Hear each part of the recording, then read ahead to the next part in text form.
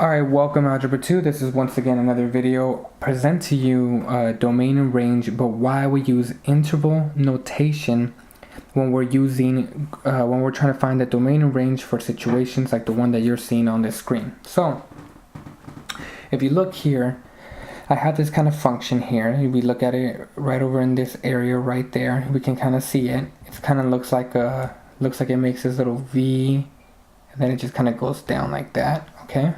Well, we want to find out what the domain is. The domain is all possible x values. That's what domain stands for. If you need to write that down, go ahead and write that down. It should be in your notes, but domain stands for all possible x values. So we look at this graph here. Let me ask this question. At -4, is -4 on my graph, on my function? Well, no, because look, if I draw a line at -4, I don't have a y value, okay? So now,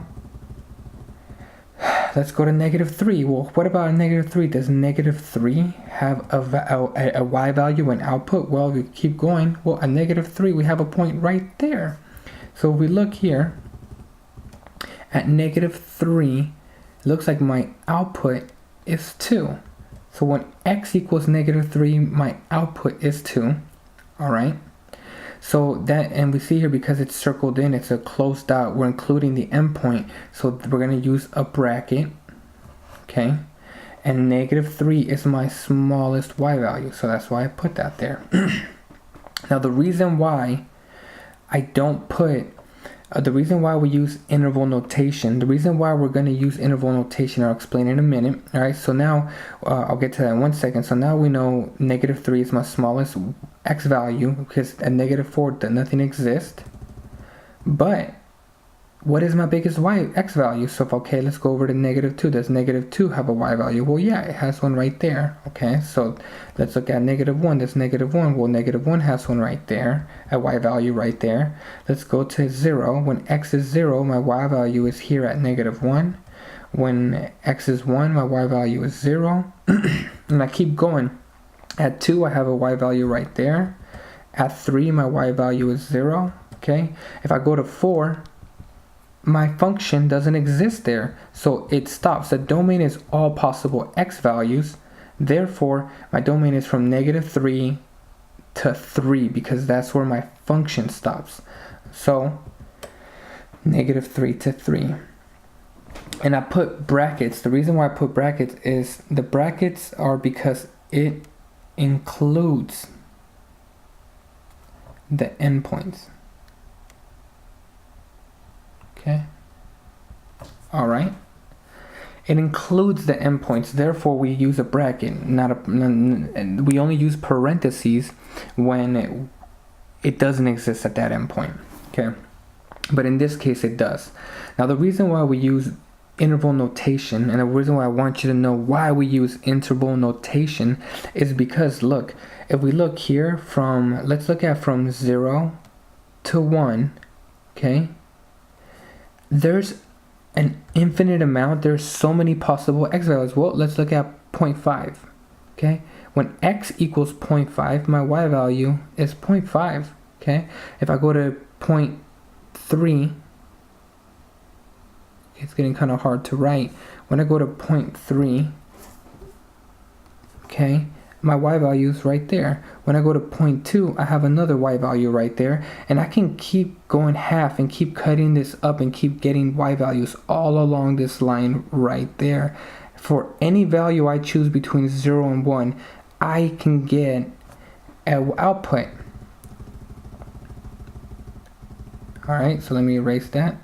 So for any number I choose in between them, so let's just say that's 0.1, I can get a y value. So you can see I can choose a million different options all throughout -3 all the way to 3. So it would be really hard to list my domain as numbers. Imagine if I try putting my domain and doing -3, -2, -1, 0, 1, 2, 3, 0.5, 0.2, 0.3. As you can see, it starts to become really tedious. The reason why we use function notation for problems like this is because because we can have so many outputs. Look how many outputs we have all along this line.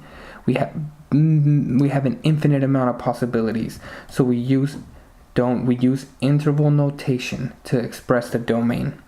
Okay, the domain is all possible x values. Well, now my range is all possible y values. All right, so if we let's look at the lowest y value. So if we look at -4, well, at -4, my function doesn't exist, so I keep moving along. Okay, what about -3? Well, at -3, it doesn't exist. At -2, it doesn't exist. Remember, my range is my y value, so now I'm just focused on the y-axis. Okay, what about -1? Do I have a value at -1? Well, yes, I do. My value is right here. Okay, so I know for a fact the smallest y value is -1. Okay, comma, and now we keep going. We basically just keep going until we get to our biggest y value. Okay, at 1, I have one y value right there. I have another y value right there and right there. So I know that exists. Okay, we keep going. What about at 2?